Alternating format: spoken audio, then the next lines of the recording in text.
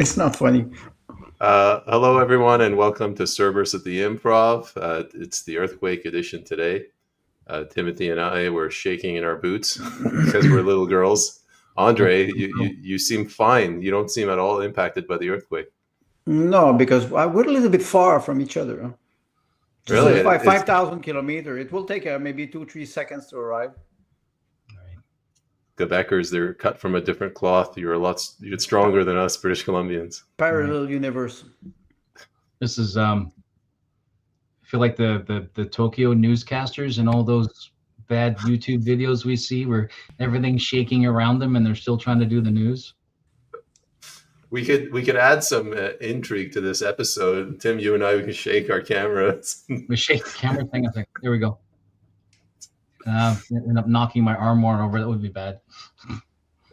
Yeah, so for people who don't know what we're talking about, there was what was it, a 4.8 earthquake? 4.7 now. 4.7. 4.7. It was at 1:26 Pacific time. So 5 minutes ago. Yes. Maybe you will have a second wave. Near Seashell. Was it, was it underwater or was it on seashell? On land. Yeah. Hey, Sue. So we just had an earthquake here. You can say that we are the first one to you heard it here first, guys. Yeah. Oh, the breaking news. Breaking news. Right. Yeah. We're breaking into the news. That's industry. funny. Earthquake.usgs.gov reported it before Canada. No, it's the same thing. It's the same thing as Canada. It's the same system. It's amazing how quickly we got that. Yeah. If this was like 35, 40 years ago, there was an earthquake. I don't you'd have to call some number and they'd have to update. Come on, when you're milking your cow in your farm, you don't care about the earthquake. You don't reveal about the earthquake. Yeah. The preacher uses it the following Sunday to talk about angels moving furniture. All right. Well, I guess we should get our act together. I don't know if I mentioned I'm Payman Ascari. Timothy Knight, you're here. How's it going? I'm here. Yes, you missed an earthquake, Sue. 4.7 near Seashell. I can't even say that word. In Seashell. Seashell. Midwest BC. Southwest, I suppose. Right, continue, Payman. I'm busy interrupting again. No, it's okay. While I introduce Andre, maybe update your little nickname down there. On Mr. Maloche, how are you? Yes. I'm fine. And you have this Sant Andreas fail. Maybe it will split the country in half from west to east or north to south. I said, why do we build a wall between United States and Canada? Why we don't dig a channel where we would put full of water and alligators? So that would protect the border. Sorry, I'm digressing. BC could start that. We could get this earthquake to push Vancouver Island offshore. Yes, but you can have crocodile in it with fentanyl. You drug crocodile. And what about our snow crabs? Then what? Rather than you're gonna import. Is there a tariff on importing snow crabs? So we're gonna import crocodiles. We have to pay a tariff on that because the Floridians will get upset. Yes. Yeah. I'm not in favor of this plan. Okay. No, we should send more money to Zelensky. That'll fix it. This solution to everything. Give money to Ukraine. Yeah. Are we talking politics or are we talking geography or anatomy? Well, one crocodile is another man's alligator, right? There you go. Newfoundland got it right. Yes, we've got a great border. It's called the Grand Banks. Yeah. Anytime there was off 6 bankers, just push a Titanic across. What's that? Iceberg Alley in Newfoundland. Yes, you're right. The Titanic. Yep. And the Federal Reserve, 1912. The Federal Reserve. We always go back to this day. Maybe that's where the gold is. If it's not in Fort Knox, it's on the Titanic. You think Mark Carney is a reincarnation of Jacob Schiff, who was? See, that's kind of funny. You said reincarnation. Oh, I didn't think about that. Right? That's good. Reincarnation. Yeah, reincarnated. Next week's title. Yeah. So then he went over to the dark secret societies of the city of London and partaking in their ancient Templarian, Mansonian tools, and was reincarnated and sent back to Canada.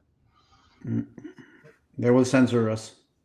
Our waters have sunk all the All the unsinkables. unthinkables. Yep. Yep. Bermuda Triangle of the North. Oh, that's an old myth. Bermuda? Bermuda Triangle? Well, we have that. It's called the Grand Banks. The largest shoal in the entire continent, which is it's remarkably shallow. It's not exactly deep. And yet there's more ships sunk off of it than you can shake a stick at. Now, of course, Newfoundland, it's just the way what do they call it now, I suppose? The Gulf of America. Oh yes. There's a lot of Spanish galleon there. With gold. Because the Gulf of Mexico / America, with the hurricanes sweep up the Carolinas and up New York, and then curls back out. Okay. East of Nova Scotia and south of Newfoundland. And we get these amazing heavy rains and high winds, which are at the tail end of the hurricane. That curls out and slowly dies off in the mid-Atlantic, rushes into the Labrador coming down, and the Baltic flow coming down, which is a cold flow. And that whole section there, just shy of the mid-Atlantic, 100-foot waves. 100 foot. 100 foot. A little above average. Little bit, yeah. If you have a lot of galleons that sank in this part of the ocean, maybe we can send Elon Musk after we will have audited Fort Knox. Well, you try wonder to find gold. If they don't find gold there, maybe they will find gold. Yeah, all that Spanish gold is off on those banks, and then so the Newfoundlanders, the fishermen, will pick it up when they're out jigging cod, and they'll bring it home and they peel the gold foil off of it, and they have the chocolate underneath. Yeah, we're digging ourselves now. It's not a myth. We're digging. Laura Secord. This show is off to a horrible start, which is most of our episodes. You just survived an earthquake, and still went on air because you had the stones of a Brahmin bull, et cetera, et cetera, et cetera. Well, we may have the stones of a Brahmin bull, but don't have enough testosterone to actually do anything with it. I can. I'll tell you a story. I was in Guatemala, and we got hit with an earthquake. Testosterone? Kind of. It involves me cowering under a table, but Right. So it was a much worse earthquake. Like the entire hotel started shaking, and I was hiding under the table. I remember thinking the only thing, I was there on a business trip, and I didn't tell anyone. And I'm like, God, please, fling me to a gay district in Mexico. I don't want people to know I was in Guatemala. They'll be like, what the hell is this guy doing in Guatemala? He's in a drug trade. Yeah. So the earthquake has been upgraded to a 5.1. Oh, 5.1. I don't feel like as much of a coward for screaming That's like okay. a little girl. If you one of the aftershock hits and you dive under the table, we're okay with that. It'll be live, and then you can cut it later and say, it's I don't know, we'll make something up that'll make it look good. No. After the earthquake, he will get up with his fist like this, and he will say, "Oh yeah, fight!" He'll scream, "Team Canada!" Got to catch up on my ear. Yes. Yeah. All right. We look like three fools. Take it up. We have an agenda. Let's go. All right. So the first agenda. Stupid Mother Earth getting in the way of our agenda. Our flimsy agenda. Right. When we started this podcast, we made a promise that we would bring Canadian news to the Canadian citizens, and then we promptly violated that promise by talking about U.S. news. The USA. Because the tariffs. So we finally have some Canadian news. Ontario, they've called their own snap election. Before getting to that, I just wanted to mention one thing. I interviewed one of the candidates running for the New Blue Party of Ontario, Mr. Stocky, Don Stocky or something. When we had the elections in BC a few months back, I reached out to John Rustad, no offense to him personally, but him and his party, and I asked him to come on. And originally they agreed, but then they looked into me and they found out that I'm with the People's Party, and then they refused. I'm not saying this because I'm personally hurt. I'm saying this because Ontario has 3 populist or common sense parties. In BC, we have none. let's start the conversation there, and then we can go on to this whole concept of Westminster system and snap elections. Mr. Maloche, go ahead. Well, in Quebec, we don't have a populist party. We have socialist party. There's a little difference there. So it's maybe it's a good thing for Ontario to have all those parties. My question would be, will that split the vote? Because Doug Ford will be reelected, and what will be the possibility of electing an MLA from a populist movement? If you don't, what will happen. It was a snap election. So it was 3 weeks of electoral campaign, not even 3 weeks. So it's quite short. You cannot organize an electoral campaign. You cannot organize good debates. Well, you're never able to organize good debates. Yes, Arnold Eno, that we all know. And what will happen? Ontario, I think Doug Ford is called an election just to bypass the Canadian scandal about corruption and about the management of the pandemic and what has. They're all reacting to Trump's election and Trump's, I would say, nationalism. So I think that it's a fake election. It's a fake election in Ontario. We'll see how it will go, but do we have any polls releasing numbers about these three populist parties at the provincial level in the Ontario election? May I check? Right. I mean, I'm not suggesting that they have any real validity, but I'm interested in seeing what story is being told, and because it leans into my next statement, which is, in a multi-party system, there's no such thing as splitting the vote. No, exactly. You're right, but that's right? That's what everybody. But if you have in a political spectrum, you have a short wavelength of very closely aligned parties, then they have to fight harder to earn that vote, right? So, for example, go at a federal level, the Conservative Party likes to complain that the People's Party supporters are splitting the vote, and my statement is, well, why don't you just work harder? Well, so the more parties I see engaging, the happier I am, because I would rather have 50 or 60 small parties spring up all around the country, vying to and using the Westminster system to express themselves publicly, than have the uniparty own and rule the narrative. I'd rather have which actually leans into developing an anarchistic worldview, but I'd rather have disparate voices, which is what we experienced leading up to the convoy. The Freedom Convoy was across the country. You had a number of small protest organizations that sprung up and participated in different types of activism across the country. And then later on, the Freedom Convoy galvanized and crystallized that voice and branded it and gave it more of a national identity. But then even after the mandates were suspended, several of these organizations still continue, right? So, and I'm in favor of that, because I'd rather the people were engaged than not engaged. Well, you have two things. The first thing that you mentioned is yes, I agree with you. That would be a characteristic of a healthy democracy. But those small parties, do they have a voice? They're censored. They have a voice on the alternative media, social media. Mainstream media, they never give them the possibility to express themselves.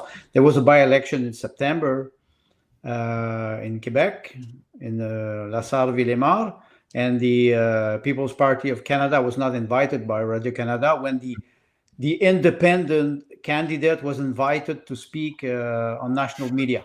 And then I will refer to what you said, payment with Rostad. They first accepted the invitation, and then they refused. Yeah. They're afraid of debating outside of mainstream media. That's the first thing. The second thing, you said something about the movement activism. Can they gather, federate their energy to become more than an activist movement and become a political, I will not say party, political force? they're working together with common ideas, common policies. If you look at the New Blue Party or the PPO in Ontario, People's Party of Ontario, I went to check the two websites. I could not even find candidates, or very hardly I could find candidates. Maybe it's because it is new and it is not well organized. I understand that. But after that, I said, where are the policies? Yeah. And I could not find them. But I would say maybe Doug Ford doesn't have any policy anymore either. I don't know. I didn't go and check the Conservative Party of Ontario. Yeah. But where are the ideas? 3 weeks of electoral campaign, and that's it. You go to vote. You vote for what? It's a popularity contest? Team Canada again? Yeah. But in Ontario. Yeah. So it is for me. It is a joke.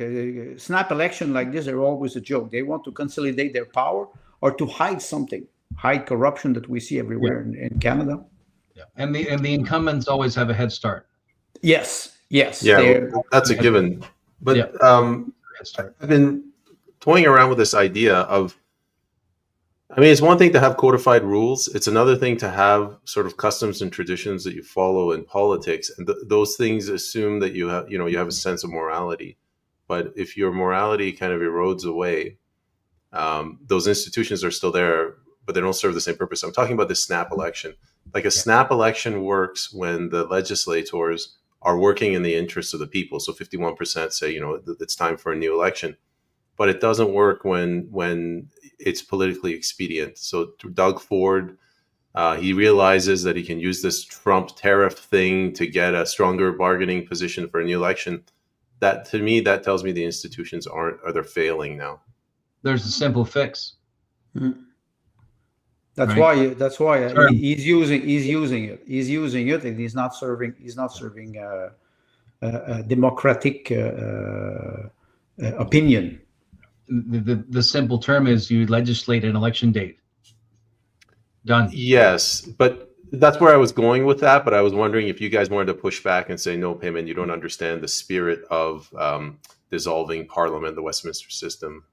Right, and it's under. No, I think you understand. This goes back to the balance of tradition and oral tradition and practice and cultural, interpretation of historical activity, and an actual moral code, or at the very least, a unified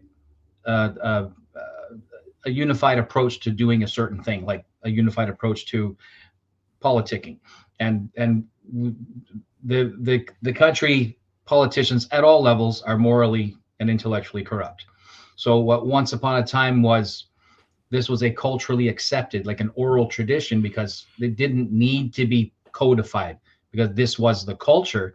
That culture no longer exists in an unadulterated form, because it's been diluted to some degrees and then accented to thickened to other degrees. You introduce 6 million new Canadians into a population in 3-4 years. That's what 6 of 35 is 20%. 20%. That's madness. 1/6. Right, 1/6, so 17%, right? Something like that. So, right, and that's madness. So then the leadership gets away with it because the corruption is throughout the entire system. And look at 2021 election, 35-day election, snap call. Elections Canada, half of their staff were working from home because of the stupid mandate garbage.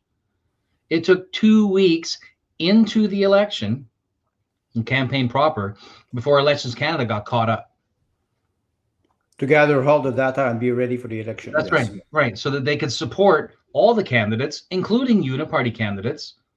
It took them 2 weeks to get caught up, to support, to properly get everybody papered in and marked up in order that they would, to legally compete or to comply according to our Westminster process. So when, Doug Ford is taking advantage of these things and then paints it all in red, white, and blue, or red and white, and anybody who votes for Doug Ford needs their head examined. Bottom line, if you live in Ontario and you vote for Doug Ford, you are doing yourself no favors. They're sadomasochists too. Don't underestimate the psychological effect that happened since 5 years. if right now, if the Team Canada Uniparty is giving us was a national sport, it would be with little small lobotomy poles running around jabbing each other in the back of the eye socket. Right? Yeah, but The most blind person wins. the question that comes to my mind is, okay, a lot of people talk about democracy. For me, it does not exist.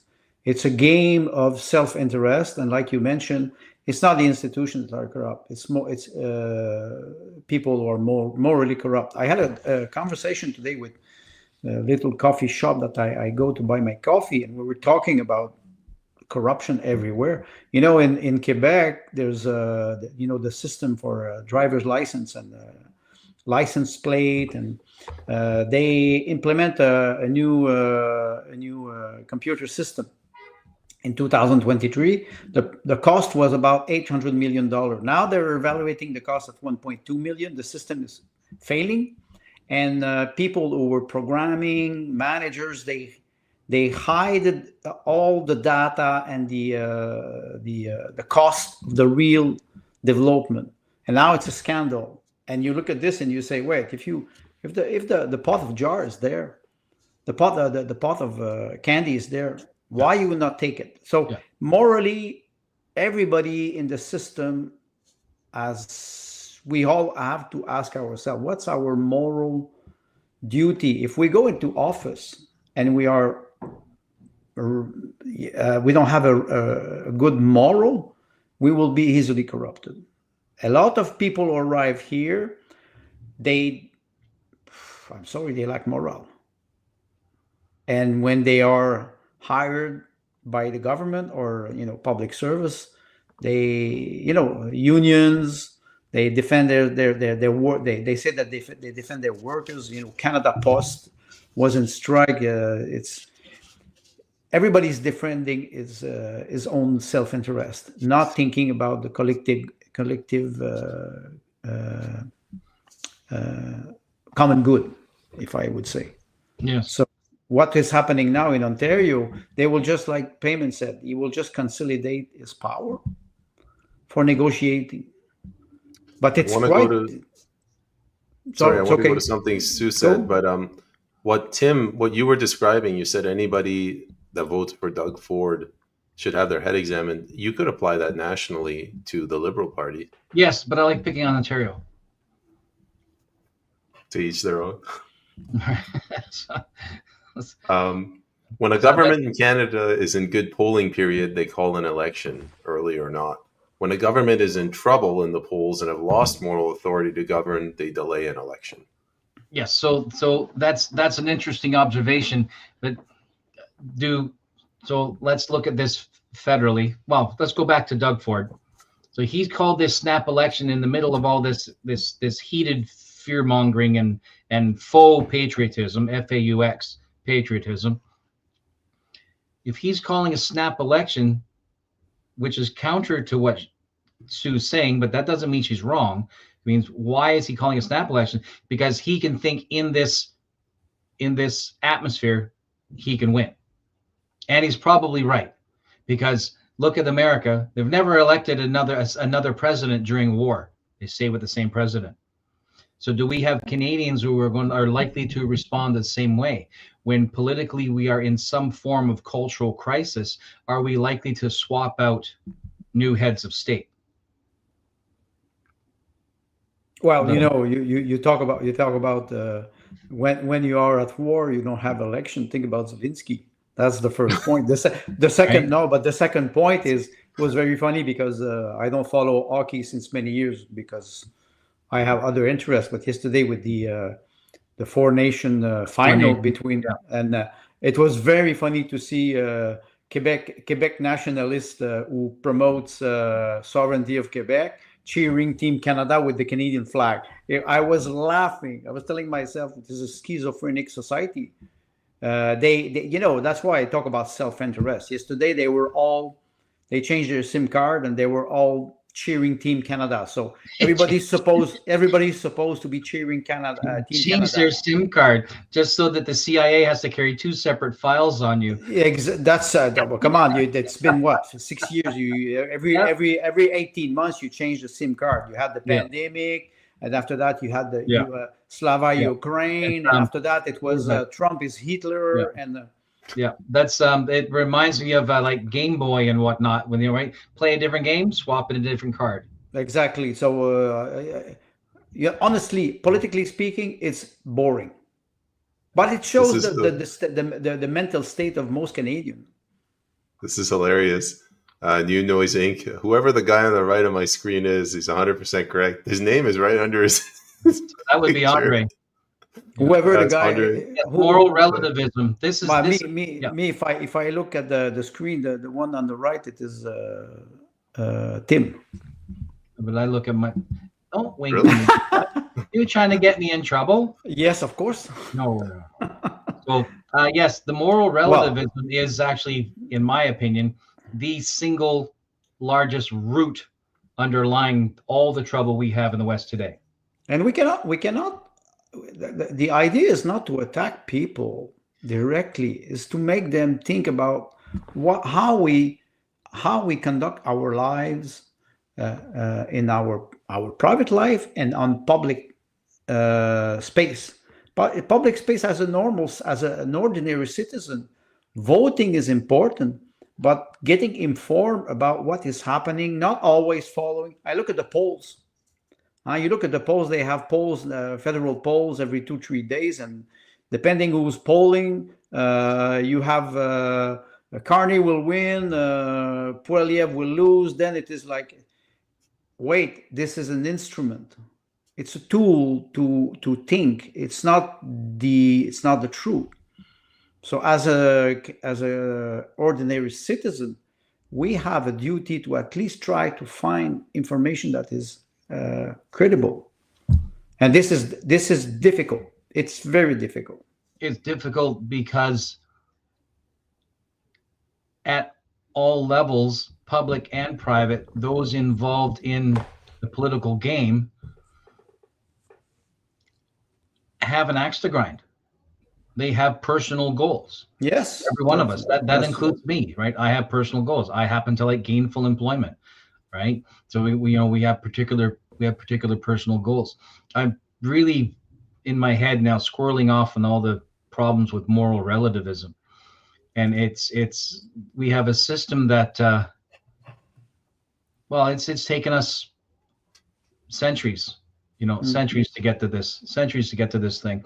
And I think when you have these pop-up populist parties like what's happening in Ontario, I think this is terrific.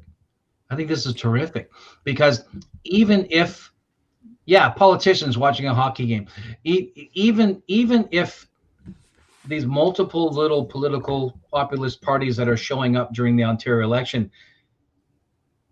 don't have the weight or influence to actually carry, and win seats and whatnot, that doesn't matter. What matters is the the set of morals that are captured by that small party and those supporters has at least crystallized into words and language and expression, rather than being this vague, this malaise. Okay. Right? Okay. This fog in the air where we all feel something's wrong, but nobody can put words to it. You talk about small parties. I will refer to now because we're referring to hockey. And I will say Payman is right. What's her name? Danielle Saint-Onge, who was the Ministry of Culture, and she said we will double the budget of CBC Radio Canada. So Payman wrote. He said, okay, they will have double in the double. They will double their score. But I would like to refer to Slapshot. You remember the movie? The movie, yes, with Paul Newman. Paul Newman is 42. He's playing. He's what, player coach, and they hire those goons, the three brothers that are starting to behave very, very badly on the ice, and they're starting to win. So populists, one day they will have to lower the glove, just drop the glove and start to real fight. When you attack a politician like Polyev, do not keep your gloves. Put them down and start to fight. And if you have to, that's I think. I did my own little thought experiment. I'm pretending to be Einstein now with his thought experiments, which were not founded in actual mathematics, but whatever. That's a different topic.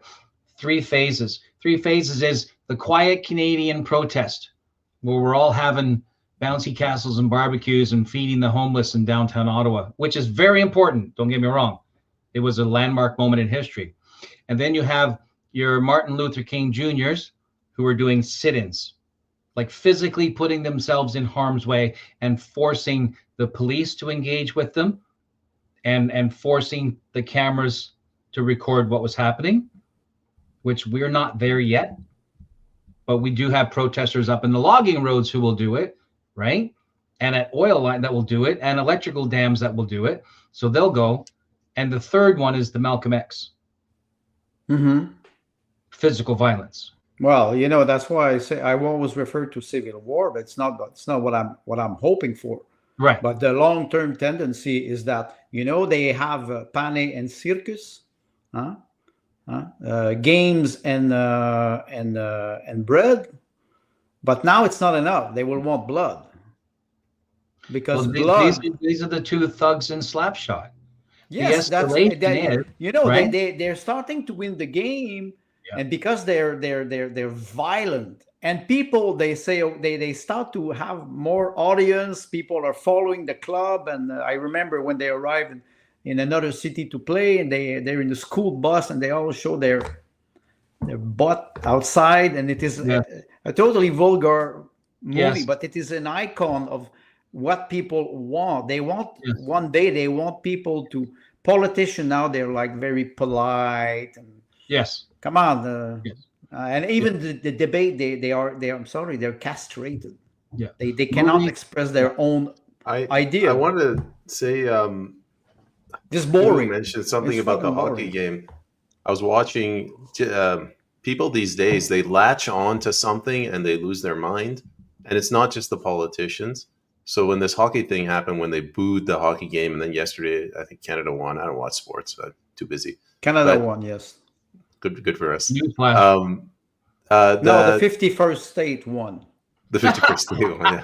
Yeah. The press secretary of Trump, this beautiful young woman, once they asked her a question yesterday, she said, "Yes, President Trump will be in Boston watching the game between United States and the 51st state, and we welcome Governor Trudeau to watch it with."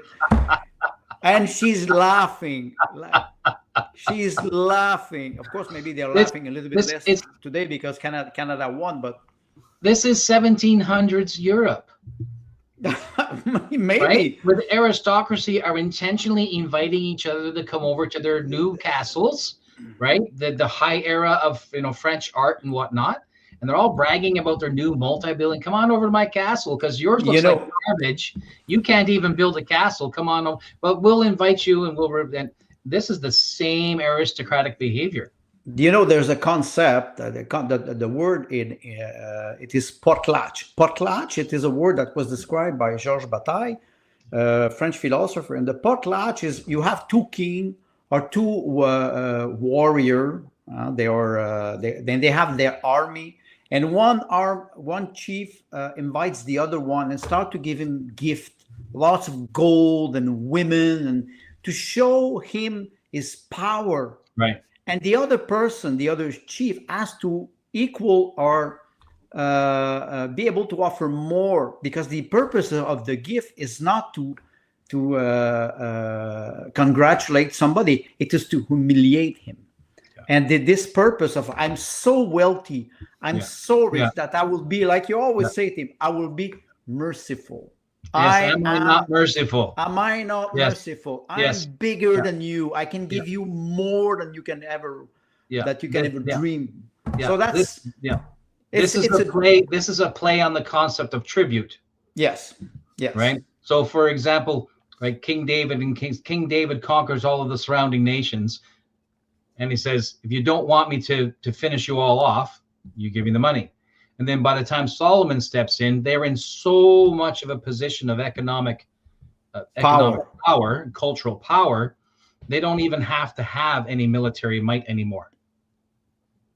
They don't even have to do that. So you move into positions where the United States is so much control of the market that they can literally shame the state leader of an ally and do it on public television.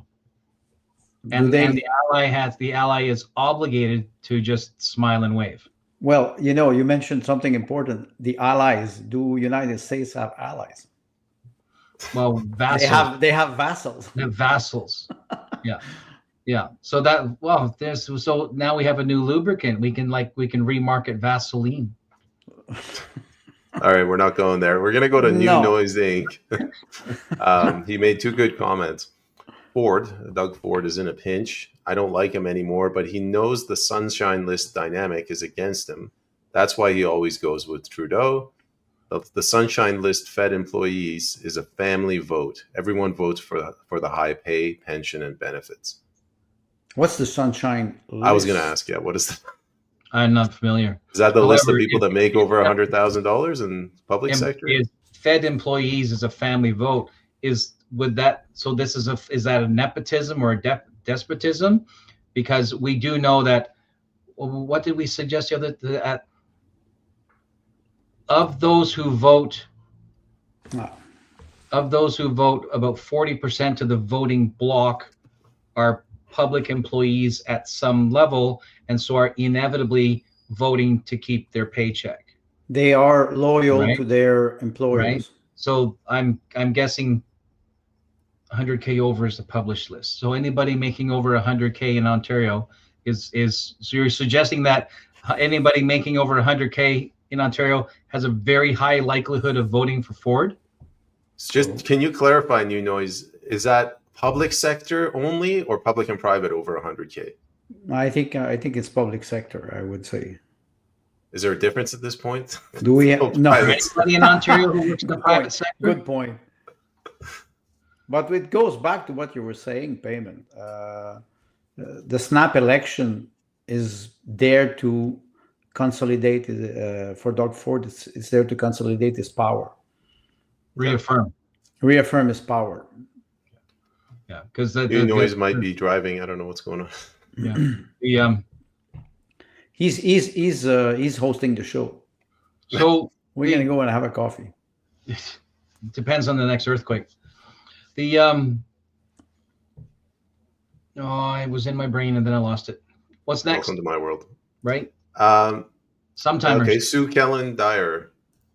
Will the new SNC operate from Ukraine while they engineer our new high-speed train from Toronto to Montreal? Largest infrastructure project while we are prorogued. So you can introduce the next topic with Ukraine. So I have a question. I saw somebody bragging about saying that this new proposal was the largest infrastructure in Canadian history. And I thought, does anybody forget St. Lawrence? St. Lawrence, the river? Well, you could have the causeway. If you just stopped that, does anybody forget?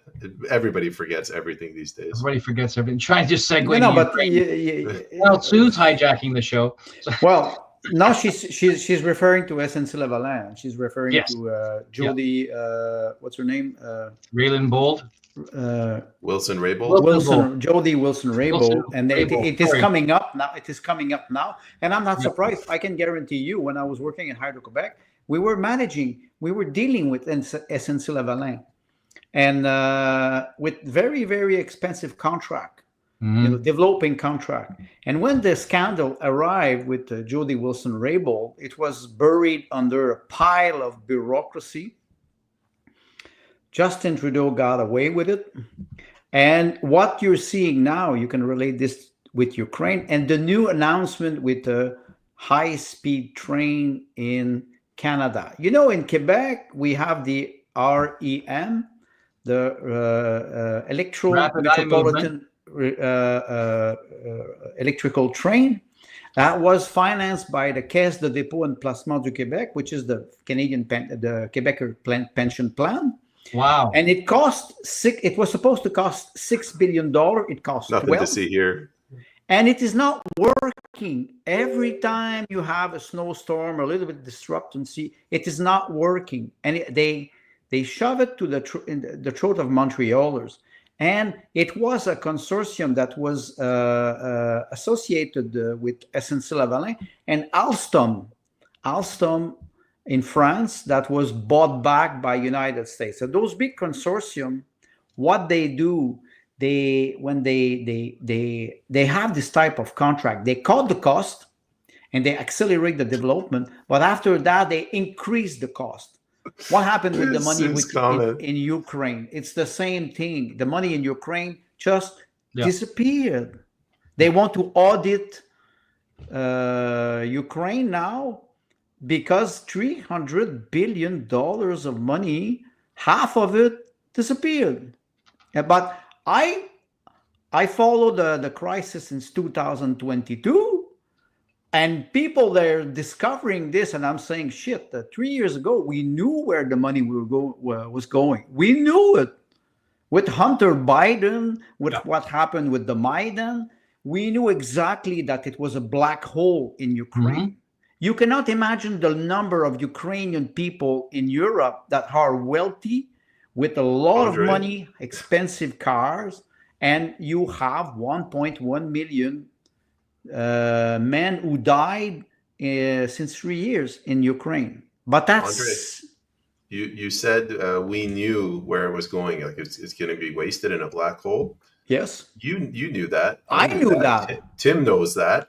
Liberals, they don't want to know that. Like something about this Ukraine thing, it had nothing to do with Ukraine. It became a bedrock of their liberal principles. And if you even criticized it, they would go nuts. Like when the dentist touches your nerve, they would freak out.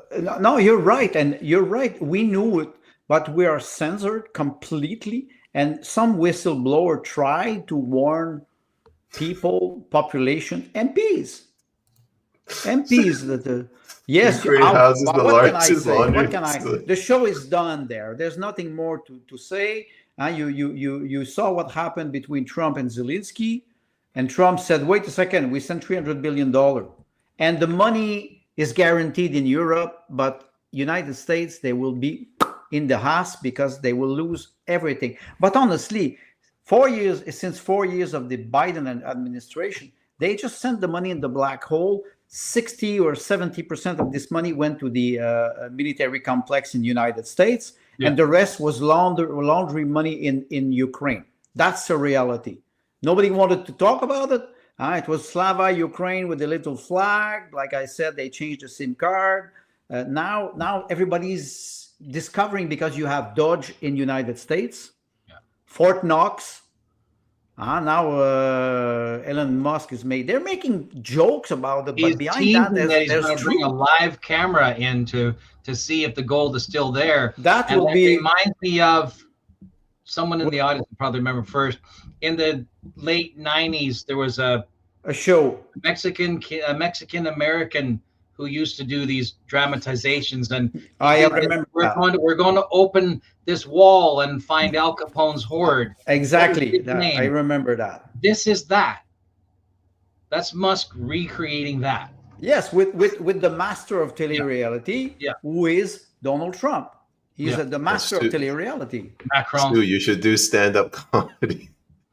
Yeah, we have 3 drama phenoms currently in power. It's because Sue Kellen, she didn't see the picture I sent you with Starmer, Macron, and what was the other one? Zelensky in the center, and Trudeau under the bed. So let me just read this new noise. Can you guys understand this? It sounds smart. Didn't matter. PTB wanted a regime change in Russia, thinking bad economy and young Russian deaths would produce regime change, i.e. Putin out. What's PTB? I don't know. Come on, guys. PTB. Somebody help us out. I understand the gist of it. They wanted a regime change. The regime change in Russia. It is in the book since 100 years. They try to change you can see how they wanted to split. They Okay, so now you're referring to the UN. powers, yes. Globalists. Largely to the UN, probably to Asian Well, families. you can go deep, but the Club of Rome, you can go in 1945. They wanted to cut Russia in many small part because Russia has the most greatest too big. natural resource. Huh? It's too big. It's divide and conquer. Well, right? go It's go too tell big this. to just take it over. Go tell this. I'm Russian sorry, we're in people. Canada right now. No, but Careful what you say about it's too but big. We're not too big because we're too centralized. I will just, Russia is a civilization. Slow on the acronyms. Yes, but why I say this is because if we go back to Ukraine and if we go back to what they are trying to do now, to expose corruption, it's everywhere. You don't have to dig very far; it's everywhere.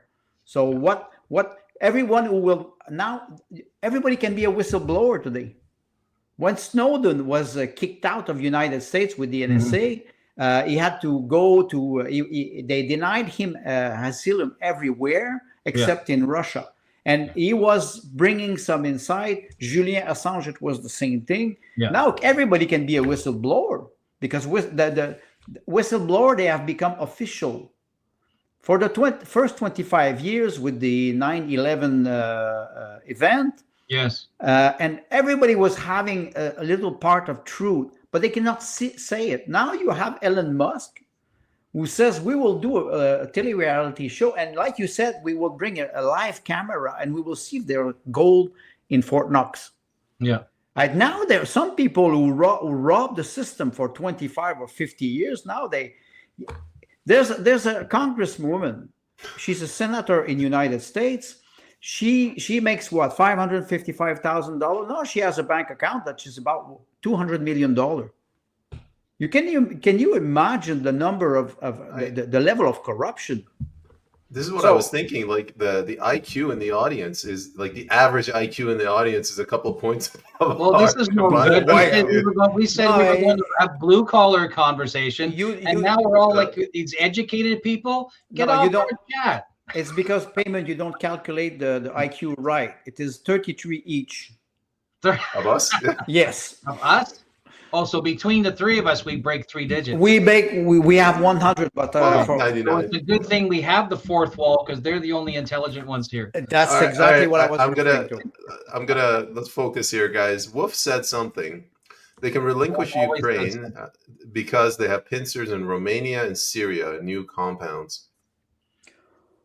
I would say they lost Ukraine, and it's like you try to get more wins than you have lost. I mean, I can tell you. I don't think they don't lose Ukraine any more than you lose Bavaria or lose Romania or lose Belarus, right? Like they're always there, right? So you just wait 20 years and then go back in it again. So you do all your silent, quiet, dirty deeds until all that cream rises to the top and they become exposed. And by that time, you just flip over what's in the top and the underneath continues. We've watched all of these movies, right? Where the big bad guys and the big heroes fight at the top. And then once they're all dead or they've all moved on or they've all taken their glory, all the dirty lieutenants and regulars underneath, they just continue on their merry way unabated. That's the history of Europe. Well, it's the history of the world, right? The cream rises to the top and gets scraped off. Ukraine never rose. Since 1992, Ukraine never rose to the top. Ukraine just went down the drain. The demography in Ukraine was 54 million before just after the collapse of Soviet Union, and the electrical grid was never improved. There was no development for 30 years, 35 years. Sounds like Canada. Well, not that. You cannot compare both, but you can compare the structure of corruption that was rising for 30 to 35 years. We think that the corruption is only arrived with Trudeau. No, it's there since 50 years, and it cripples slowly in the system, very slowly. Yeah. It's leprosy.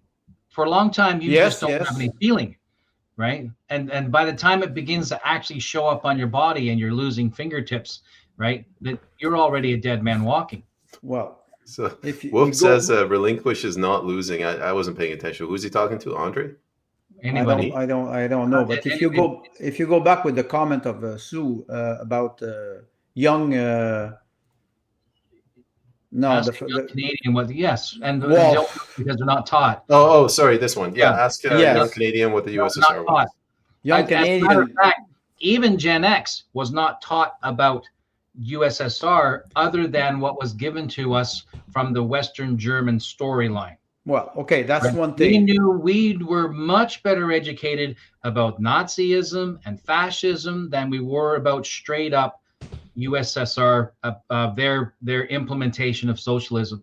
And it was Well, until years after the wall came down, after Perestroika, after Glasnost, before we began to realize what went on in Russia behind the Iron Curtain was incredibly dark and incredibly dangerous, and had already fed its way into the West. well, when you say we, I'm sorry, I will say you, because most Canadians don't know nothing about what happened in Soviet Union. I studied this since 15 years, and I could relate to two books. The first book is 200 Years Together from Solzhenitsyn, when he talks about the relationship between the Jews and the Russian people, not the Soviet Union. Then after that, when you go deeply in the history of Soviet Union, I can relate to Michael Jones, who talks about the deprivation and the perversion of the Bolshevik in the 1920s, just after the Civil War. So when you look at the phenomenon of the socialism and communism in the United States, it is 70 years United States. That's a Freudian slip. But most Canadians don't know nothing about this. I started to be aware of that 5 or 7 years ago because I was reading a lot about it, and my wife is Russian. My wife was born in Soviet Union, so she gives me insight. Most Canadians today don't know what is happening, and they don't know what's happening in Ukraine either. They just follow what the mainstream media tell them, and they wave their little Ukrainian flag like they were spitting on the Freedom Convoy because the trucker didn't want to have the injection. They said we just want to have freedom of choice. Yes. So 75% of the population is completely ignorant about those. They just follow the narrative. Do you think this is something new? Personally, I think we've gotten dumber. I think propaganda has gotten way more in your face, and we've entered a new realm. But a lot of people would say, look at the war in Iraq, weapons of mass destruction. Well, we know it's the fake is there since the Second World War. We're just surprised now. If such things were actually stored there, they were given ample time to move them before boots hit the ground. Right? So it's about 50 years. There are elements where the right hand does not tell the left hand what it's doing, and there are elements where the right hand and the left hand are operating in unison. I have the feeling we call that uniparty. Well, the right hand and the left hand, they both have one hand in your pocket, right? And they take the money before you can even dig in. So what I say, like you mentioned, payment ignorance. That's the key. If we are ignorant and we don't ask question about, we don't challenge the political system. Andre, you mentioned the Ukraine wave flagging. That really woke me up. Like that Ukraine flag, it's a symbol for the left. It's like an FU to critical thinkers. Like, I don't care what you say. I'm just going to continue believing it. You were ready to open your eyes because you were hurt by the fake pandemic and the hoax that we saw for 5-6 years, but it is there since many years. When you see that they change the narrative, like I said, you change the SIM card and suddenly it is another flag. No, it's not a joke. And you just. I'm a critical thinker. I have Ukrainian friends. I can guarantee you 3 years ago, it was a nightmare to have discussion with them. They were totally lobotomized and brainwashed. And I was trying to explain them what was happening behind the scene. They didn't want to hear it. Same thing with the injection. Same thing with the media control. So That's mass propaganda. That works, and it works very well. Yeah, it works very well. Wolf made an interesting comment there regarding tribal marker and a holy symbol. I want to expand on tribalism for a moment. Marxism inevitably cannibalizes itself. To do so, it expands into intersectionalism, right? The smallest atom, atomize, break it down. The end result is tribalism. So Marxism will be its own demise because it will generate a tribalistic response in those who resist. So what happens? So by creating this little pro-Ukrainian tribe, intersectionalism, they inadvertently create anti-Ukrainian tribes of various points on the spectrum against it. There's no, because this is a simple psychological response, right? And I look at Pavlov for this. The dogs that had a ready bowl of food never learned to salivate. They weren't conditioned. Right? You know, this is interesting what you're mentioning, because when you talk about Marxism and anti-Marxism, there's a French philosopher who was talking about fascism, and he said, what is the movement Antifa? Anti-fascism is the new fascism. Yes, because they under the idea of tolerating everything, they tolerate nothing. Right. There's a pedophile in France, and he was saying, 1968 in France, you don't have the right to forbid anything. Albert Camus was saying, if everything is possible, murder is possible. Right. So you arrive at a point where you do not prohibit anything, so you undermine authority, any authority, moral authority, political authority. And after that, what happens? It's the West. It's the far West. It's the one has the most power. Look at Trump now. He did not threat anybody, but Greenland, Canada. Now, you know, when he sent Keith Kellogg in Kiev, he was proposing a deal to Zelensky. Okay, you can give me 50% of the territory with rare earth, and that's the way to pay back United States. Right. And Zelensky went ballistic. He started to accuse Trump, and Trump called him a dictator. Now it is a joke. Again, now it is vaudeville in French. You know. Yes. The funny part is now everything is collapsing. Europe are completely hysteric.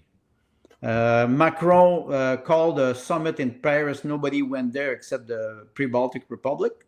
Right. It's a joke. It's a joke.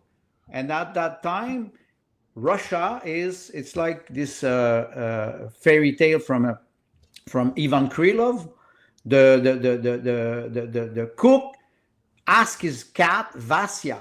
He says, Vasya, check the chicken while I go smoke a cigarette outside. He comes back, and the chicken is eating, the cat is eating the chicken. He says, what did you do, Vasya? I told you to. And the cat is eating the chicken. That I don't care about what you think. So Russia now they say to United States, you want to negotiate? Fine, let's talk. Yeah. We'll take years. Like you said, 20 years, maybe 10 years of negotiation. Yeah. And in that, you have Canada, who is a vassal. And Canada is arriving at a point where, we will start to lift the curtain and see the dust or the carpet, and we will see all the dust and the corruption. And people are afraid because they're all corrupted. Can we segue from that? No. I don't want to change the conversation too much, but you said the corruption. Well, we know it. Isn't that all we talk about? We always talk about that. So we're just changing, it's just a tonal change. Well, that's just not a segue at all. Yeah. Corruption. Following up on that, this is the distribution of senators in Canada. Like, this just goes to show you that when Andre says we don't have a democracy, this isn't a fair level playing field. No. Well, when you mentioned this, 24 for Ontario, 24 for Quebec. The population of Quebec is 9 million. The population of Ontario is what, 13, 14 million. It's 1.5 more. And you would say you would go at the pro rata of the demography. Yes. That could be a good argument. Then the other argument is who's nominating the senators. The provinces are authorized under the Constitution, even under the BNA Act or early documents like that, they make a short list of who they recommend. Yes. And historically, the Prime Minister and the Governor General and the rest of the decides. Senate, they look at the list. They look at the list historically and accept that list and then pick from that list historically. But lately, Trudeau has been looking at the lists that are given to him from the provinces, Alberta as a very recent example, ignoring all the names on that list, picking their own. There's something else. Earlier, Timmy, you said that we need set election dates. Yes. I would say we need, 1 or 2 senators per province, like in the U.S. I don't know. I don't get this. I don't have a problem with the idea of the Senate, the like House of Lords kind of idea. I don't, but you go back to the Reform Party and the Triple E discussion, right? Now I'm going to forget what those E's are: equal, elected, and effective. Well, that came from the reform. It came from Manning, Clifford Manning. Yes. It came from what's his name? Peter MacKay. Okay. And Stephen Harper, who were proposing to have an elected Senate. Do you remember that?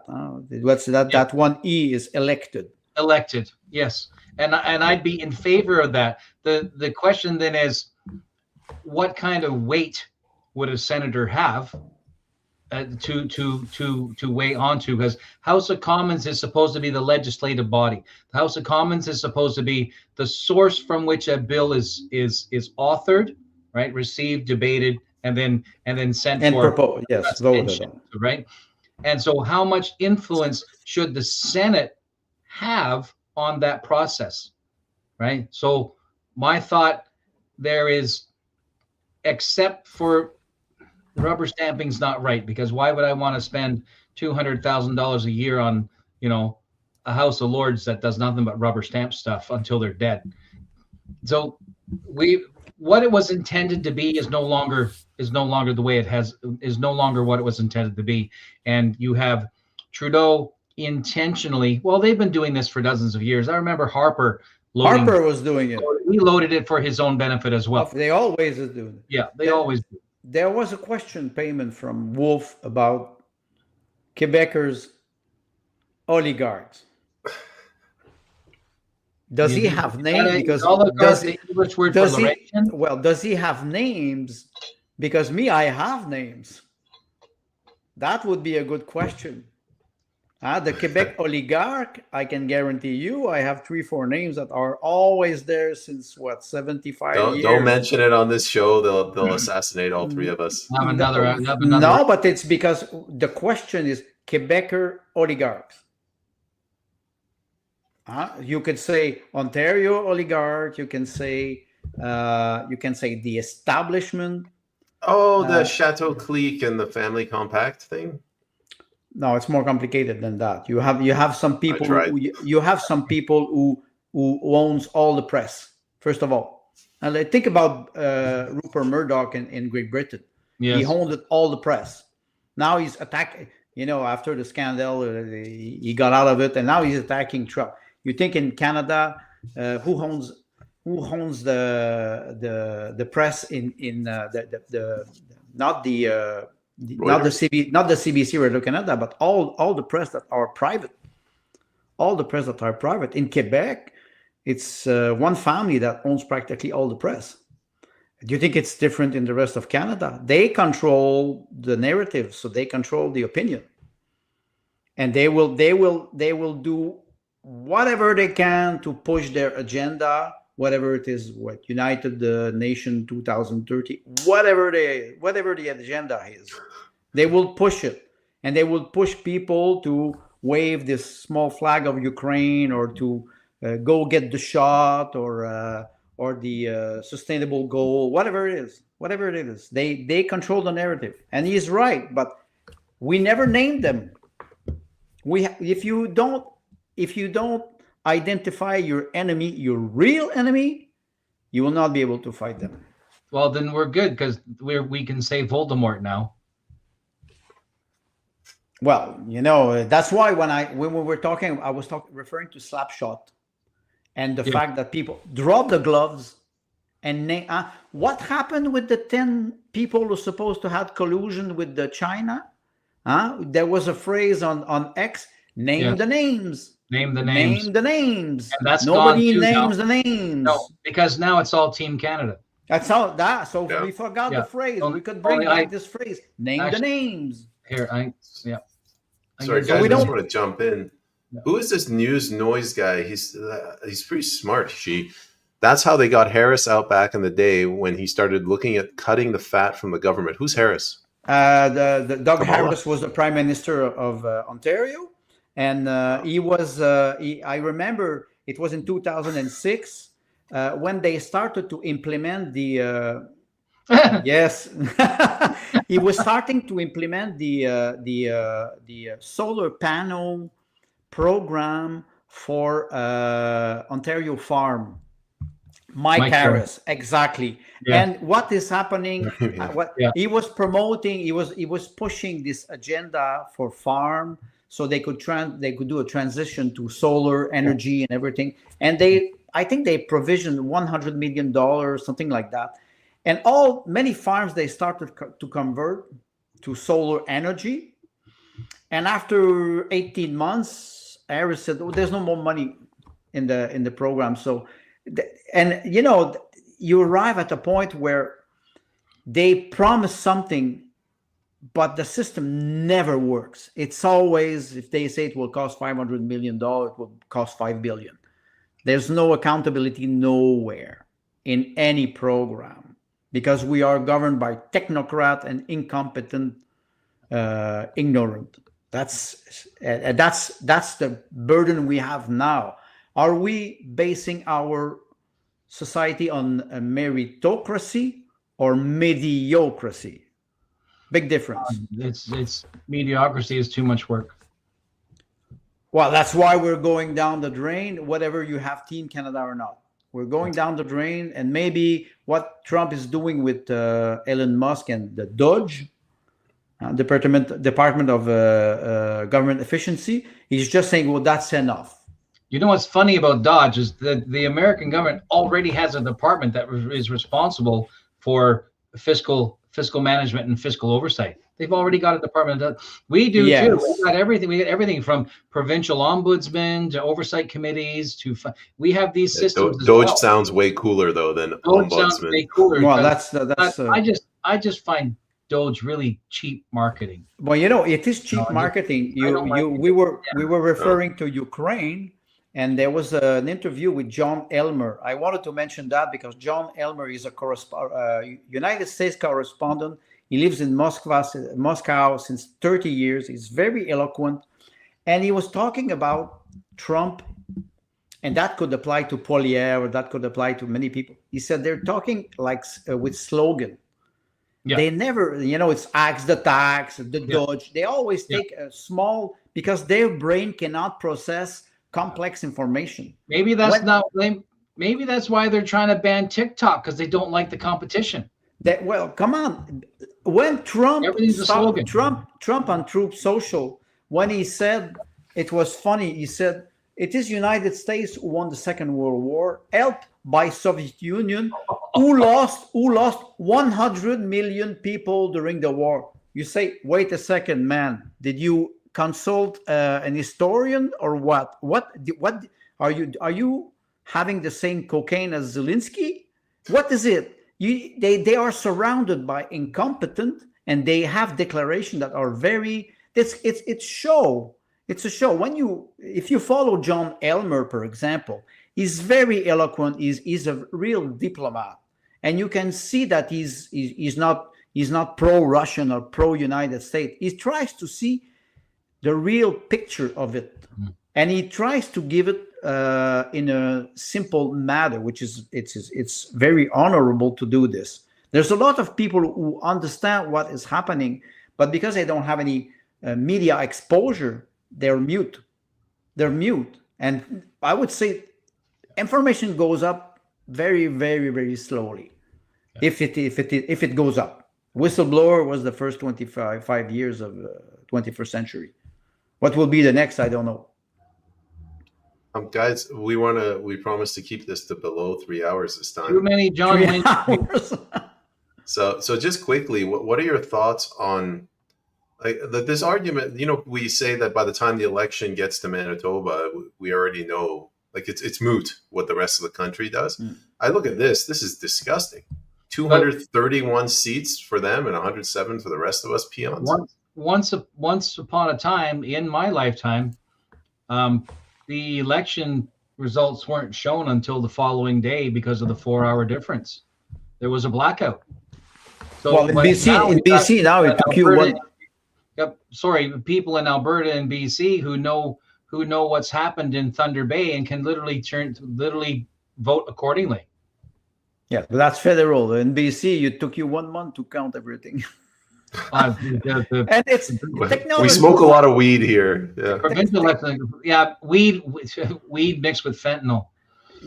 Why I say this is because we think that in a technological world, we will have better results, we will be more efficient, and it is not happening. And we should, but moral relativism. Yes, right? Because the Book of Judges opens up the first line of the Book of Judges. There was a time when everyone in Israel did what was right in their own eyes. And we are doing the same thing. The problem with us doing the same thing is voices like ourselves and our fourth wall. We should just rename the audience the fourth wall. Actually the fifth column comes into my head, but I don't know if that's the right reference. No, don't go there. It makes sense. So the fourth wall, and there are a lot of capable, intuitive people who are taking the dots and rearrange them in the actual order. Yes. Not in the way that the media is telling it to us. Right? We got a question from the audience. You guys are smart. Thank you. Can a referendum produce a change of procedure of Senate stacking after the fact of Pierre getting in? No.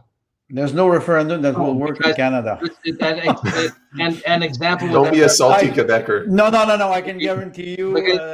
Look at was it 95?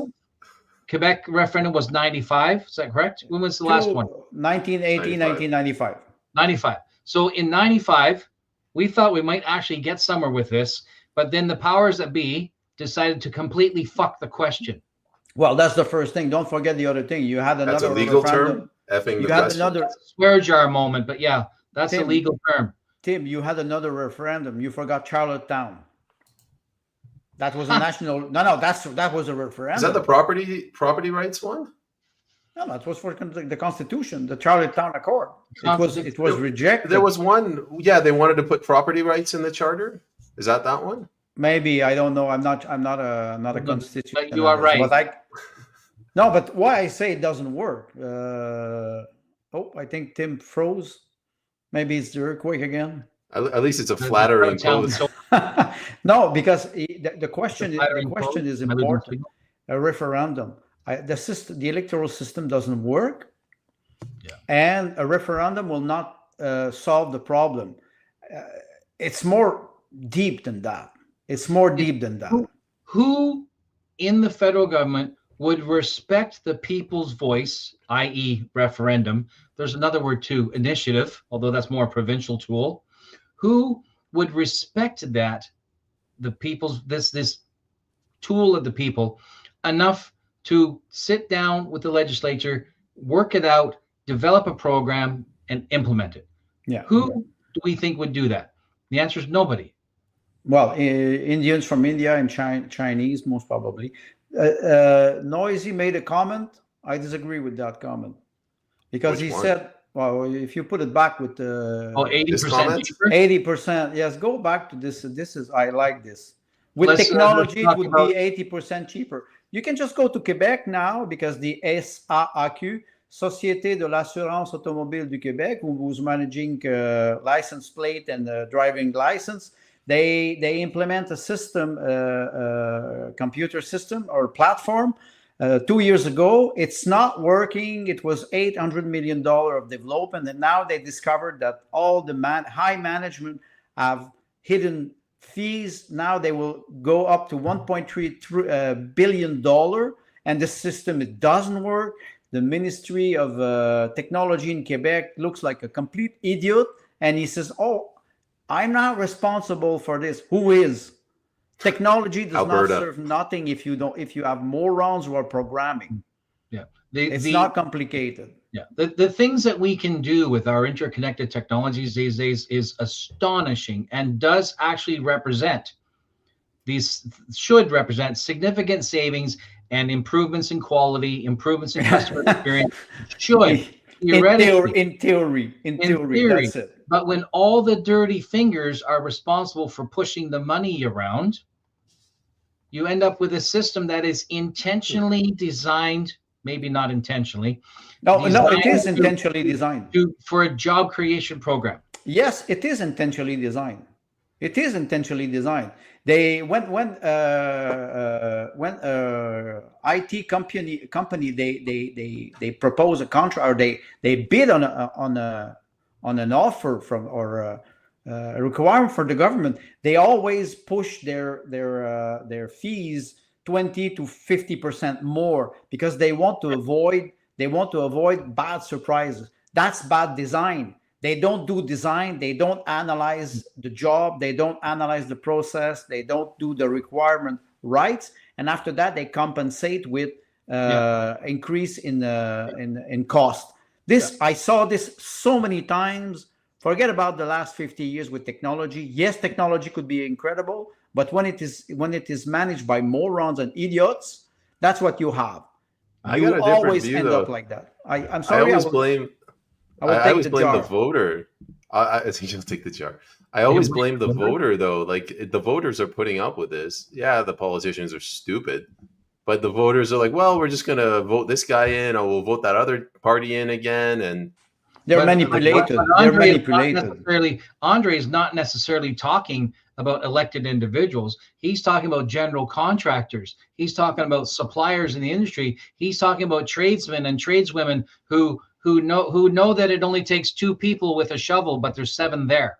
You mentioned everything. Like, exactly.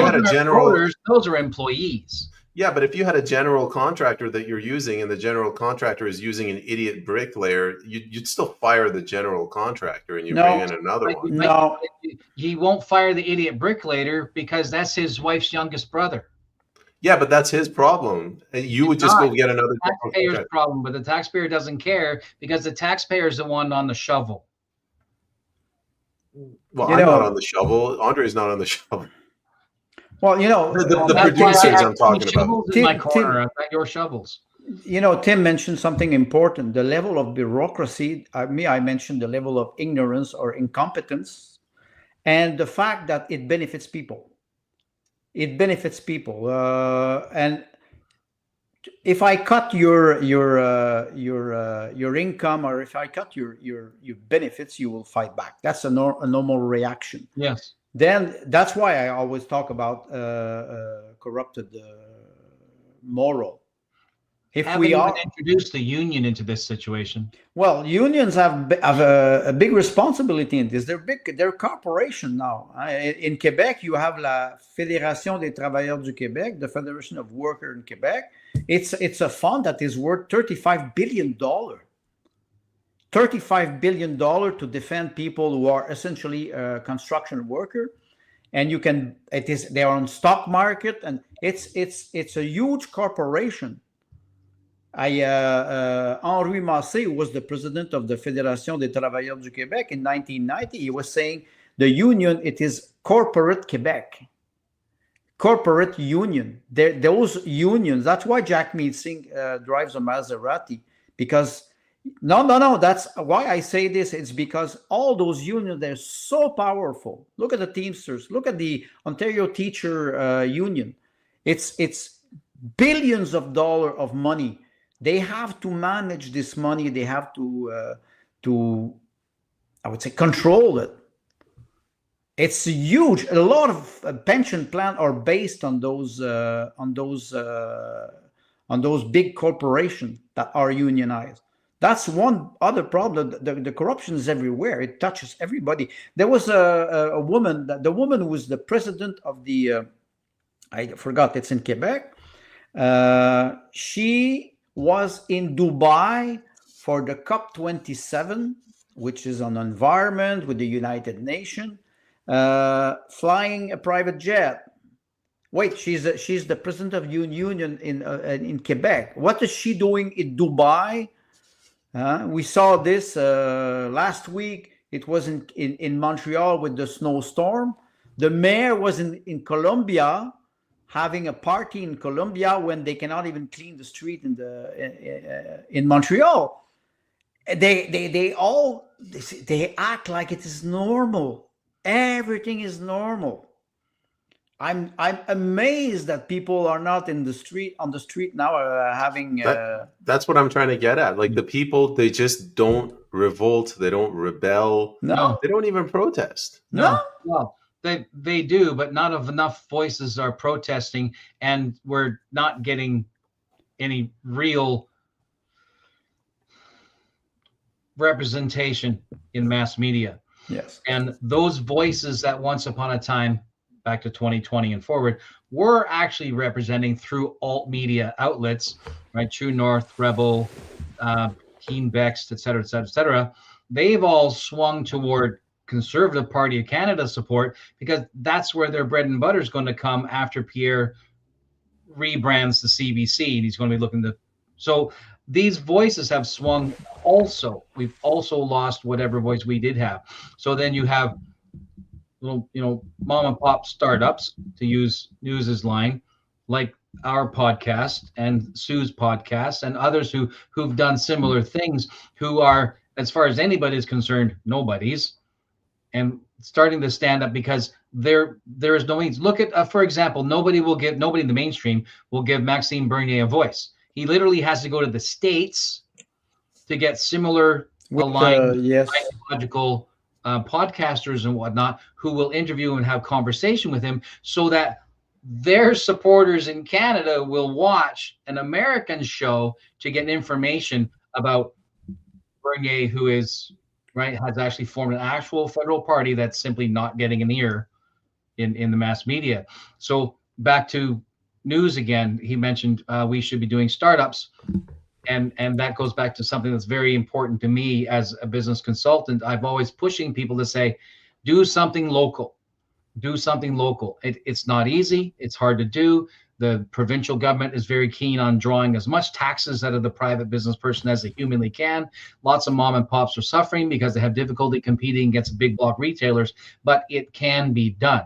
So the small groups, back to family businesses, back to apprenticeships, back to mentorships, back to cooperatives, that's how we turn this around. So being politically involved, the way we talk about it every show, right? Be involved in your Boy Scouts, your Girl Guides, your hockey clubs, your lacrosse clubs, participate in your library activities and groups like that, to become involved in your local municipality as a, as a counselor, your school board, because we've got a lot of that going on in the last few years. Get involved in provincial politics, regional boards, regional bureaucrat. If we have people whose moral relativism is more moral than relative, moving into these positions and taking this territory back, we can turn the tide. Because eventually you'll be in a position where you'll be hiring the people who lean on the shovels. Eventually you'll be in a position where you'll be deciding, this is how much money this project costs, not a nickel over. Oh, and by the way, we did our risk assessment. We did our cost analysis. We know what we're talking about. So we move back to that. And I believe that the small mom and pop business and the independent individual participating in the local community in this way, I think that's the way to turn it around. Yes, but it will take. Go to Andre. 5 minutes, and then we'll end it. Okay, it will take 20 years because what you're mentioning is that we were talking about globalism. Now we're going back to what would be, we were talking about the pendulum, going back to more something that is more nationalism or Tribal. patriotism or localism, if you prefer. But it will take 20 years. You untangle something that is working for 20, 30 You years. used the word that Sweden or Switzerland has a Switzerland, subsidiarity. Subsidiarity. Subsidiarity. So but it will take time because you think about the bureaucracy. You want to start a small farm with the dairy cartel. You want to have 2 cows. You need to buy quota. Each quota is $40,000. You didn't even buy the cow, but you have to buy the quota. Can we talk about this? I know we're running out of time. The dairy cartel, you're paying a shit ton of money for nothing. Like you're not nothing. Where does this money go? Well, does it come back to the taxpayer? No, it goes to the system. That system manage all the dairy product in Canada. Right. The board gets the money. The board gets the money. Right? The board gets the money. Organization. I know, but like you have an income tax, which is at least you know you're being robbed, and then you have a driver's license. You pay $15 a year for the fat chick behind the counter to do the 15. paperwork. Wow. Whatever. 150. 75. But like the dairy cartel, it's a license, but it's like millions of dollars. Like where does this go? Ukraine? Yeah. Like, where does it end up? No, it actually goes to goes fund in bureaucracy. it goes to fund the maple syrup cartel in New Brunswick.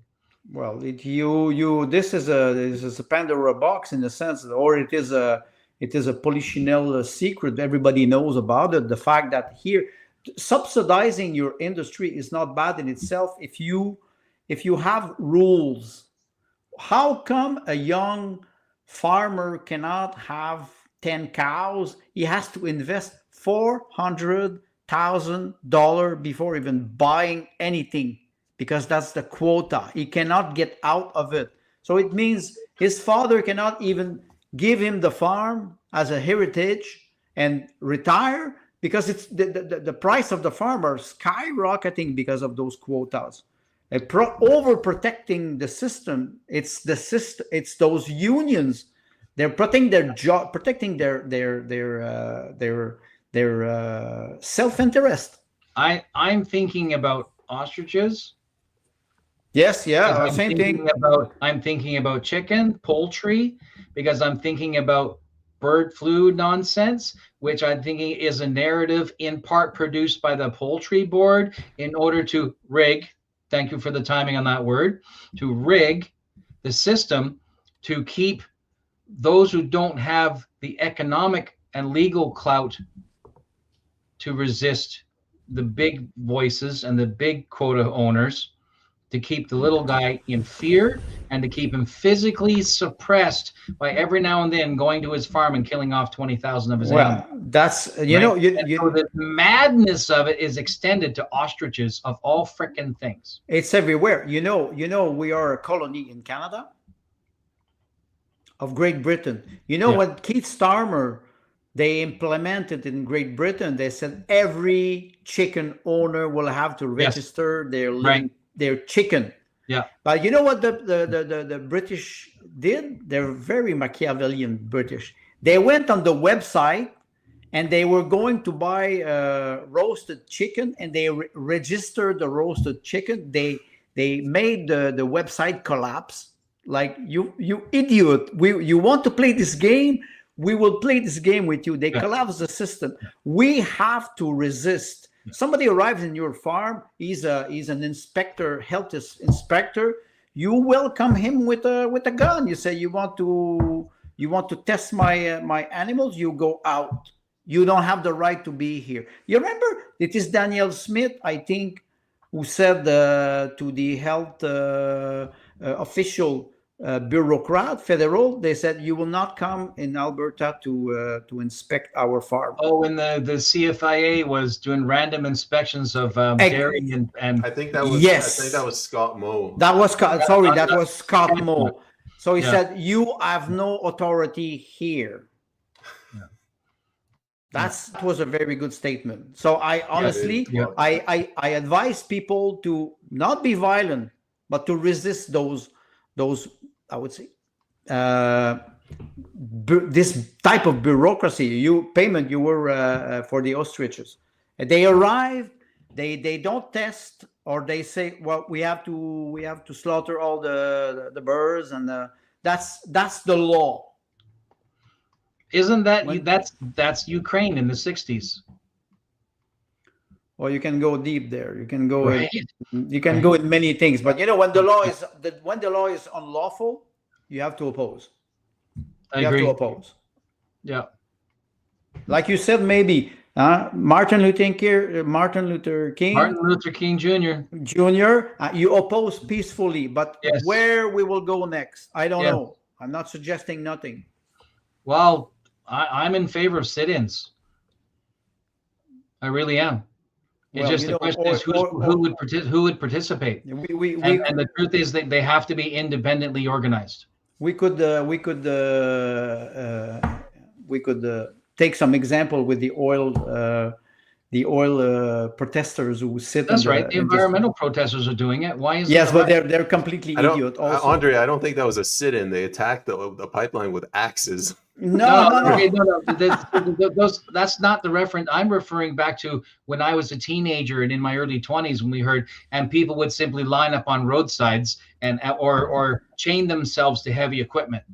Yes, not when people were doing stupid nonsense like blowing up stations and transformers and stuff. That's too much. Yes, but Tim, that was in the last century. In the last century. Right. Sorry, I'm from the last century too. Yeah. So basically, we are dinosaurs here. Yeah. We are all the March hare. We're all men. All right, guys. We're at 90 minutes. We'll keep it civil this time. No 3-hour nonsense. I'm just gonna end it with this. Not news related. There's no tsunami warning. So How far inland is that? So I'm surprised it hit me first. Even though I'm farther away than you're in Coquitlam. Where are you? Abbotsford? Oh, okay. I see. You're in Abbotsford. I'm in Chilliwack. It's further than Abbotsford. See that little curl in the road? Keep going east. Yep. Follow the highway east. All right, up in there. That's where I live. Okay, that's why. Okay, I'm feeling it now. Well, you know why though? Yeah, I'm feeling it now. I'm feeling it now. Look at the valley. That's easier to get a shockwave through there. Most of the valley is sediment. Okay. You got like mountains. They're kind of more dense, much like the Canadian. I don't know how any of this works. Very dense. So it was 4.8, huh? That's what 4.8 they settled on. Yeah, it hasn't changed. I felt that shockwave though. That kind of gave me a bit of a start. It's the cartels shaking in their boots. The cartels shaking in their boots. Well done. I think we'll finish on that. News Noise Inc. I like this. Yeah, you can stay. No, what's the Juno News? Juno News. Juno News. Now it could be Noise. Bext and Candace Malcolm. There's a lot of alternative media that are growing now, or rising. Yeah, that's good because our alt news sources from the 2020 and forward, they've all turned into CPC shills. You never know, man. If the Conservative Party comes and offers us 10 grand, we can promote for them as well. So if they are Pierre, if you're listening, well, if they are elected, a lot more than 10 grand, man. My soul is worth at least 11. If they are elected, and if there's an election, I think there will be an election. I think it'll be in September, and I think the Conservatives will win big, but not the tsunami, that they were hoping for. I'm not really in the prediction game. I am, but I keep losing. I just have to try harder. You know what, Andre? It depends on what Donald Trump is posting on social media on that day. So isn't that true? Most probably, you're right. True? You're right. Okay, so everybody, mind your office poll. All right, guys. We're thanks for watching. Thanks for tuning in. And I don't know, Timothy, Andre, thank you very much. It's always a pleasure to fight with you. Tim. Sometimes we disagree. Yeah, are of the course. odds? It would be boring if we would not. It would be boring if we all agreed. Yes. I agree. Agreed. See you guys later. Okay, turn on.